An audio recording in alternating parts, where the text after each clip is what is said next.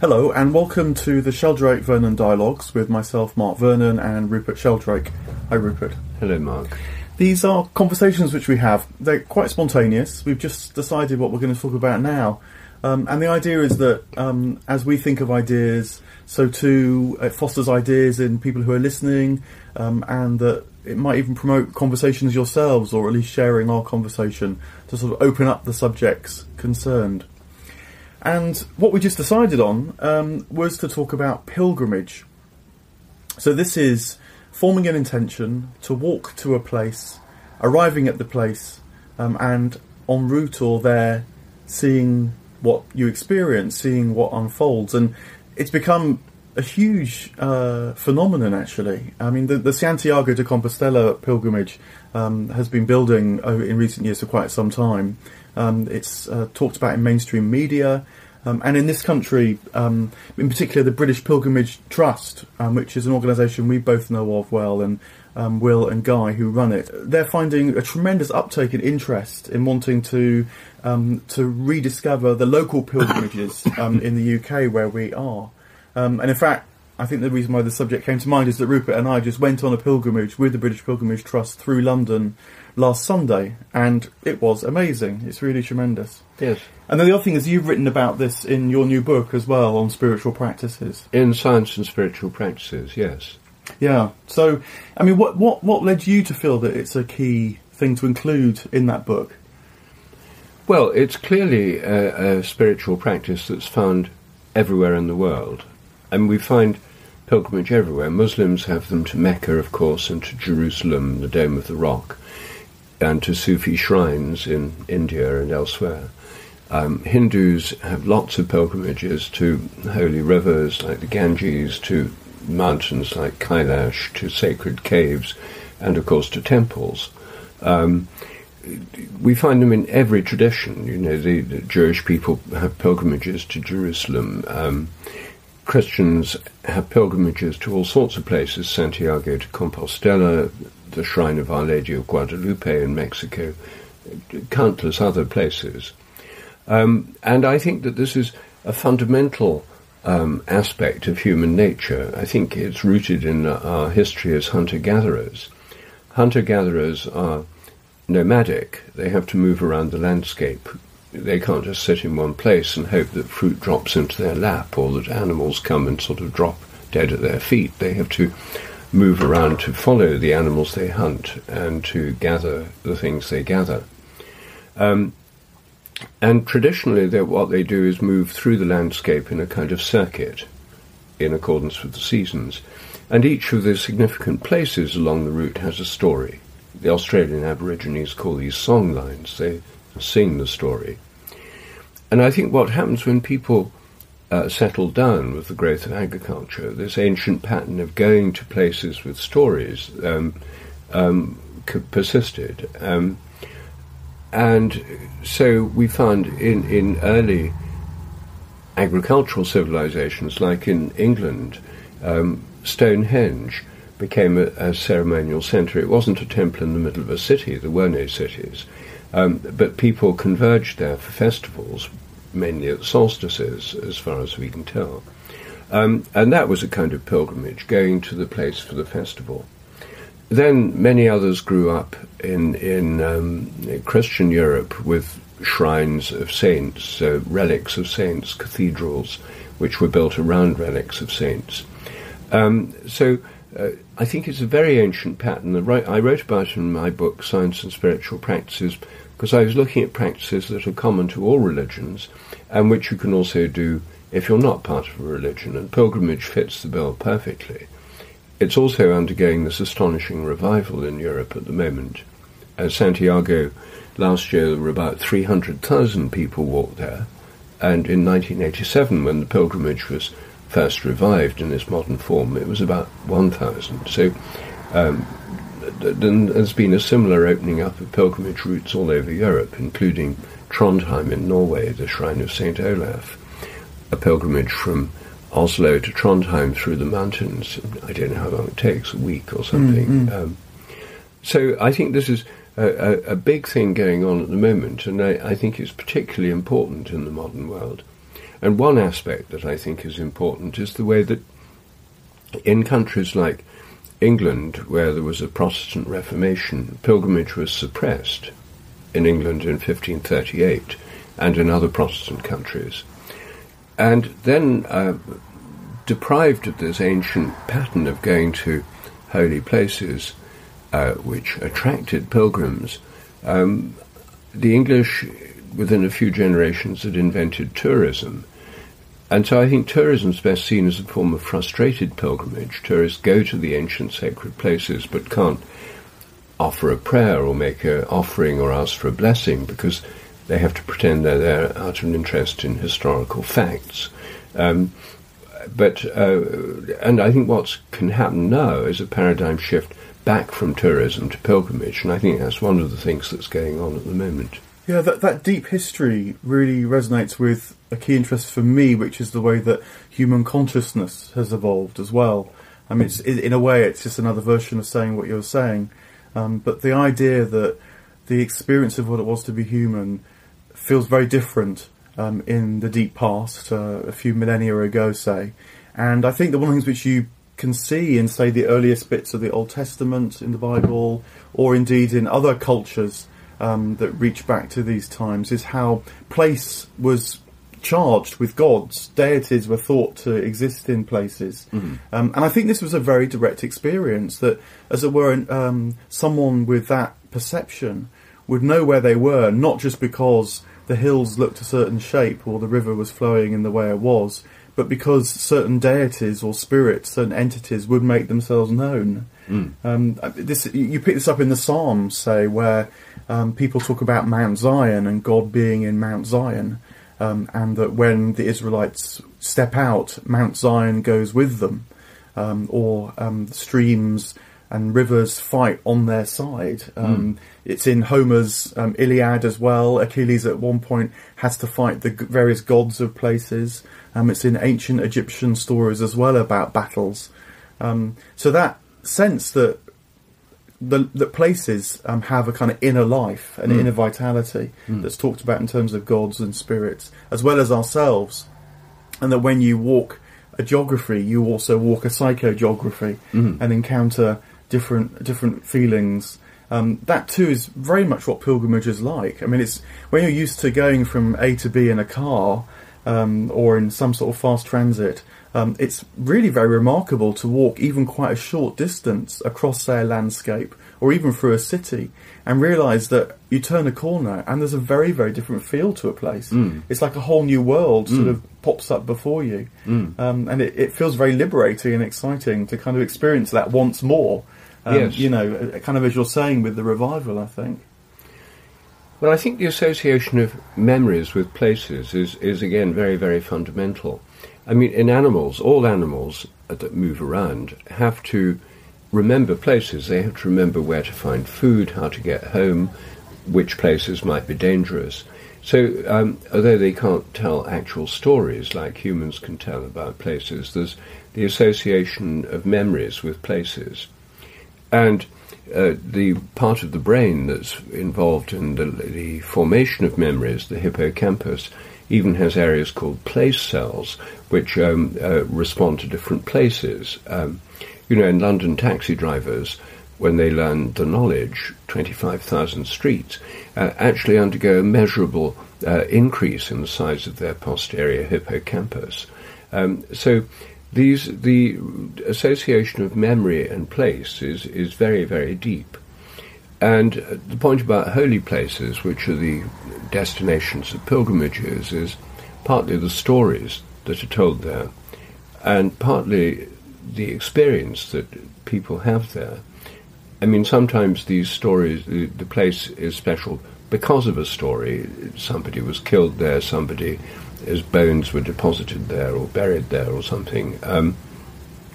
But sometimes the place clearly has a power of its own, like a mountaintop or a spring or a waterfall or a powerful river or a confluence of rivers, which in India is always a very sacred place. Yeah, I mean, I think that awareness of what you might call the influence, which originally meant the inflow, or understanding a place, which implicitly understanding a place which originally meant standing under. These words carry that way of engaging with things. And I was very aware when we were on the pilgrimage last Sunday about what opens up for you if you make an invocation in a place too.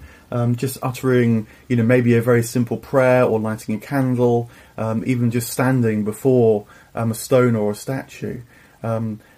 It turns your inner life outward for a moment. And enables you to experience things. Yes. And I was very struck, one of the things which we were encouraged to do was not just go into churches, for example, if they were open, but to stand against the walls of churches, perhaps particularly at the East End or on the South Side, and put a hand on the wall, put a forehead on the wall, and just try and perceive, what that gave you. And it was quite remarkable how different churches have quite different feels. Yes. St Paul's Cathedral has, a massive feel. It feels overwhelming, actually, to do that. Whereas one of the more intimate Wren churches, for me, felt almost like a hidden place that was like a sort of portal that could open up for you. Yes. So it's very striking how just quite a simple gesture opens up a radically new way of engaging with what's round and about, that as otherwise, really quite forgotten or even forbidden. Just picking up on your bit of history there when the pilgrimage was actually banned. And I wonder whether that has much to do with this at that time in the 16th century when inner life was starting to become really quite suspect. Figures on the continent, certainly like Luther and Calvin, became very, very suspicious of human inner life, feeling it could be invaded by all sorts of malign influences and forces. And so they turned to more external ways of engaging with the divine, notably the Bible. And then this sort of gradual increase of the sense that the objective is what delivers the truth, clearly gets taken up in modern science. But the subjective, which originally had meant knowing something from within itself, knowing it directly, you might say, gets rather lost. And so strangely, pilgrimage kind of opens that up again too. Well, I think it does. And you see, the other thing that happened in the beginning of modern science in the 17th century is really getting rid of the idea of place and replacing it with the idea of space. Before, place has a characteristic. It's shaped by its environment. It has a quality of its own. Whereas space, as in a Cartesian graph, is just a uniform linear dimension, and you can map coordinates. It's absolutely neutral. Each place can have a number assigned to it as a map ordnance survey grid coordinate, which is a purely mathematical thing which has no quality to it.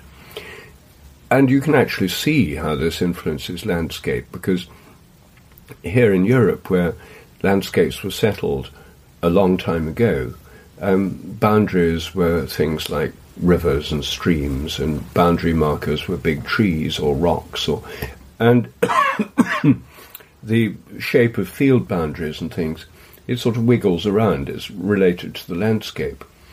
But when the United States was colonized, the western part of it, it was already under the influence of this kind of Enlightenment rationalism, where place had a significance for the Native Americans, but they had no significance for the conquering whites, Europeans who settled there. And they simply imposed a Cartesian grid on the landscape that was divided up into uniform squares. So when you fly over the United States and you look down, there's all these squares, and they're basically mile squares oriented north, south, east, and west. They're then subdivided into squares. And so there's and they crash into rivers and mountainsides and stuff. It's a man-made imposition onto a landscape, and shows this totally different spirit of space divided rationally and mathematically as opposed to place. Yeah, I do wonder whether the modern city, with its desire for more and more spaces, in high-rise blocks, in buildings that have clearly been designed by the manipulation of a Cartesian way of thinking. You know, a lot of modern buildings do look like someone kind of pressed go on a computer, and out came this sort of impossible shape, but you can you feel its mathematical quality.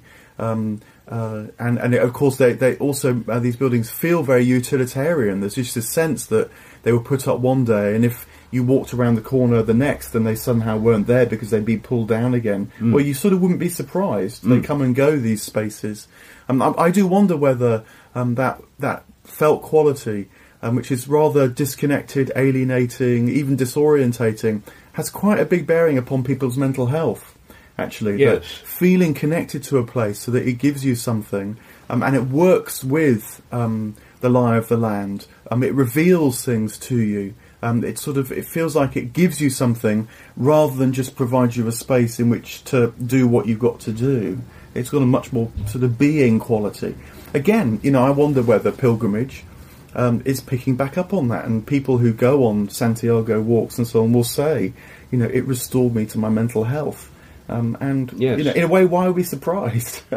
Well, exactly. I mean, pilgrimage is something people can undertake for a variety of reasons, to give thanks, to ask for healing, to seek for vision, to find a new purpose in life in times of transition.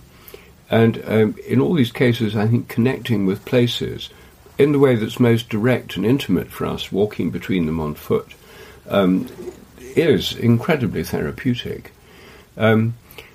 I also think that when we can actually use these principles when we go to new places, one way is to go on a pilgrimage where you have a destination which is a pilgrimage destination. The other way is to turn journeys that one's going on anyway into pilgrimages. And I've found what works for me is it's an astonishing way, actually, is when I go on a journey, I have to go somewhere for a meeting or to give a talk or whatever.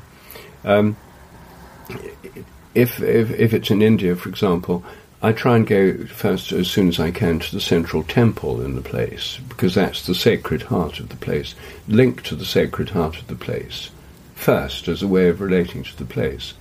In Europe, I go in the city to cathedrals, and there are wonderful ones everywhere. I mean, in New York, marvellous cathedrals, St. John the Divine, St. Patrick's.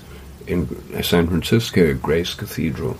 And in Europe, of course, these great cathedrals like Lincoln and Westminster Abbey here in London and St. Paul's. And so I find that by going, or in a village or a town, to the parish church, they're usually open, Catholic or Anglican ones. And by going there soon after I arrive, lighting a candle, asking for blessings on my journey and time there, and the people I meet and what happens in that place, completely transforms the experience of going to places by turning it into an experience that has a dimension, a connection with the history, the heart of the place. Yeah.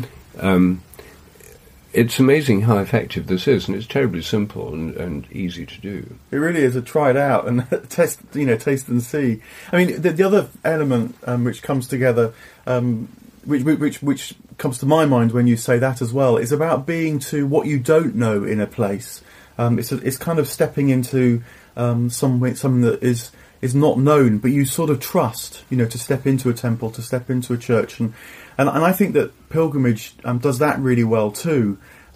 People will say they go on a pilgrimage, they're not quite sure why, they have an intention perhaps, but they're opening up to a side of themselves which is more than themselves, which is kind of beyond themselves. Yes. And that too is, is immensely therapeutic, but also expansive of the soul, to maybe even undergo some suffering and difficulty, to be exposed to the weather, to feel uncomfortable with walking. There's something about almost engaging that doubt, you might say. It takes you to an edge of your own awareness, a sort of horizon. Yes. But when it's contained in a walk, that does have a beginning, a middle and an end, and perhaps is supported by other pilgrims or by the rituals that you go along on the way, that enables you to open up and to be receptive to what's around and about. That's there already, but you wouldn't have even noticed if you hadn't made these gestures. I agree, and I think another thing one can do is make pilgrimages on particularly important times. I mean, like birthdays. I mean, for the last 5 years, as you know, I've been going with.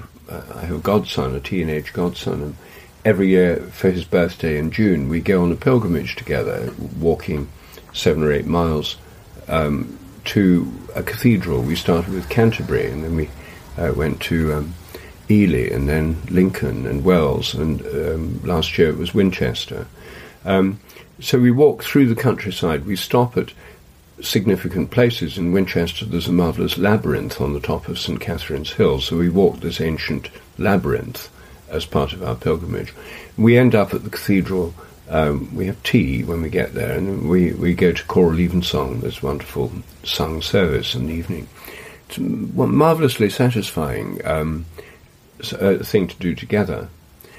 And my wife Jill and I, sometimes on our wedding anniversary, we always try and go to a cathedral or a holy place on our wedding anniversary for choral evensong, to light candles and to ask for a blessing.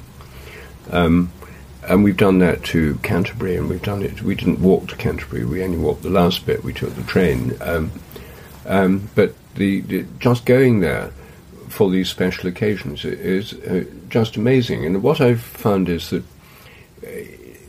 if one asks for a blessing, after the evensong service, we ask the priest or the dean or whoever's taking the service, we say it's our wedding anniversary, could you give us a blessing?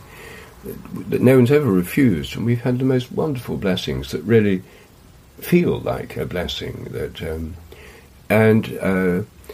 This happens. It doesn't have to be in a Christian context only. I mean, here in Europe, that's where the cathedrals, churches, and Christian blessings are the most readily available.